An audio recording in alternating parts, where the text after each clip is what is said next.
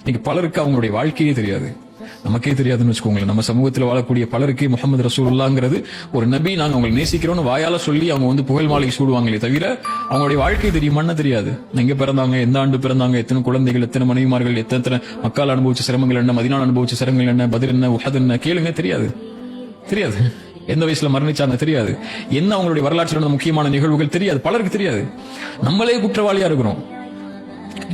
ரசூலுல்லாஹ் நாளைக்கு மறுமையில மன்னிப்பு கேட்கணும்னா, ஒரு பெரிய மன்னிப்பு அல்லாஹ்வுடைய தூதருக்கு இந்த சமூகம் முன்வைக்கணும்னா, உதுரன் யா ரசூலல்லாஹ்னு சொல்லணும்னா, யா ரசூலுல்லாஹ் உங்களை பத்தி இந்த மக்களுக்கு சொல்லல.